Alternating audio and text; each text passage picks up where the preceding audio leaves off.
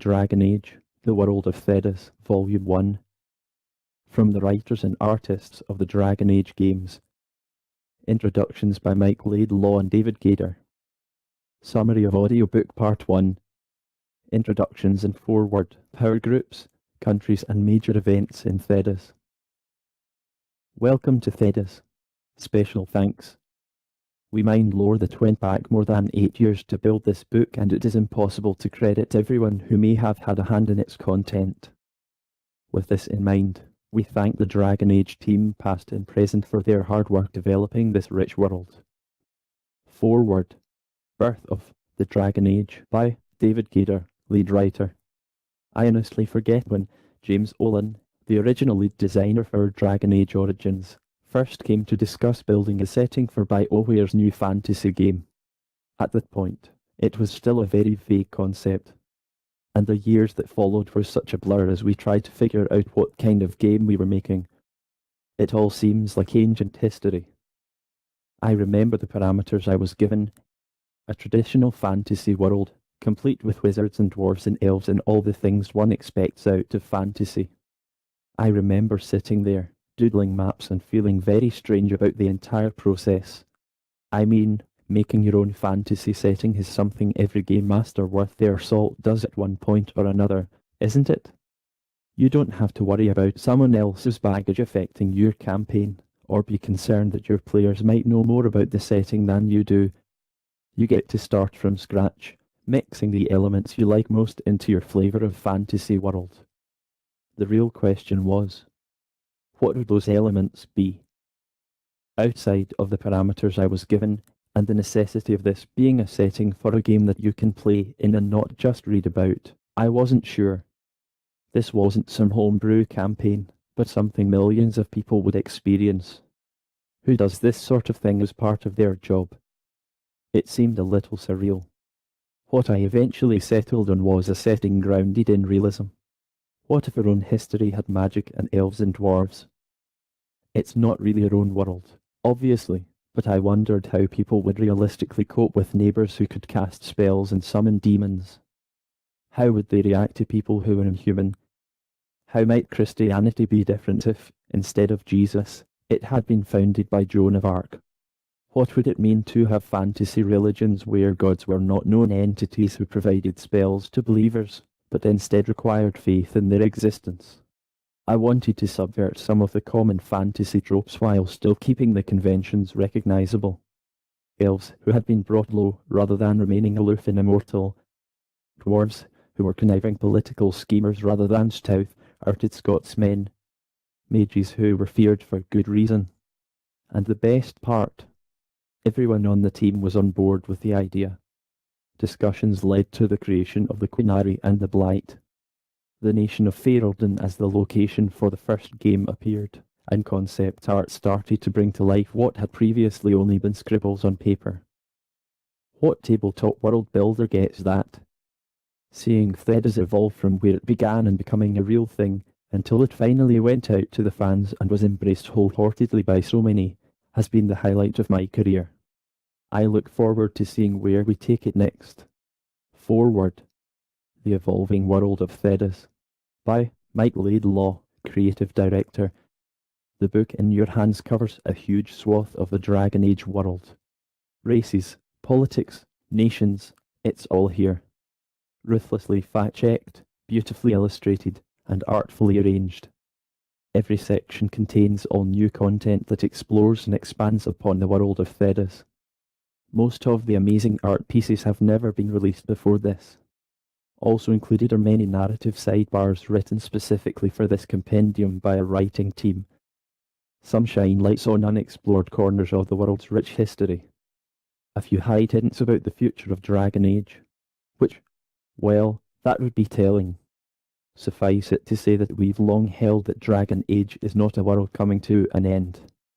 There are more stories to tell and more places to visit.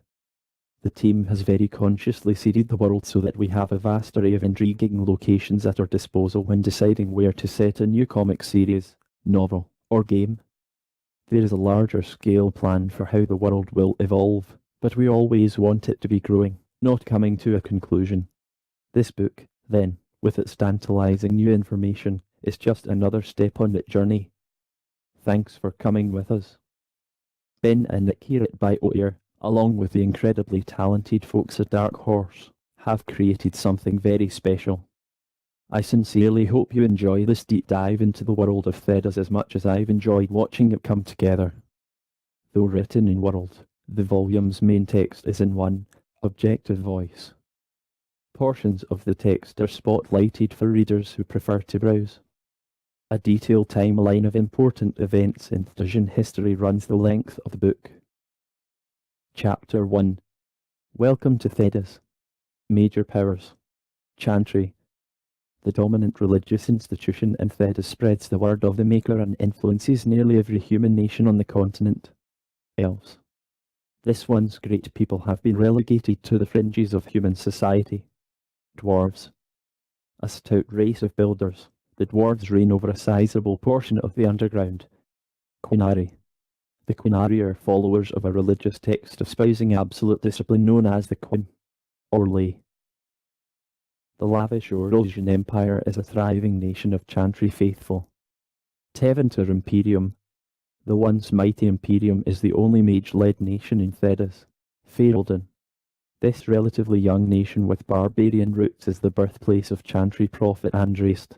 Antiva. The cultured kingdom of Antiva is famous for its wine, sailing tradition, and rich merchant history. Rivane. The laws of the Quin meet tribal superstition in this human land where Chantry faithful are the minority. Kirkwall. The city-state of Kirkwall is among the most powerful and contested in the Free Marches. Starkhaven. The kingdom of Starkhaven is the largest city-state in the Free Marches. Nevara. Nevara is a small but thriving nation in central Thedas, known for its art, tombs, and strong military tradition. The Anderfalls. In the bleak and blighted Anderfalls, dying is easier than living. Grey Wardens. The Wardens are an order dedicated to protecting Thedas from the blight above all costs. Circle of Magi. The Circle is an association of mages, connected to the Chantry, that teaches and enforces the responsible use of magic. Templars. The Templar Order is charged with controlling mages and magic use. Seekers. An elite, authoritative arm of the Chantry, the Seekers of Truth investigate threats to Chantry Order. Major events. Exalted March. A Chantry-led campaign to stop any significant threat to Thedas, especially the authority of the Maker. Blight. An archdemon leads a scourge of darkspawn to the surface, threatening to destroy all life in Thedas. Frosty peaks in the Hunter Horns. Tangles jungles in Parvolan. The marvellous tunnels of dwarven construction called the Deep Roads. From these distant edges of Thedas to the centre of the Chandrian Val Roy O, blood has spilled. Thedas is a continent in turmoil.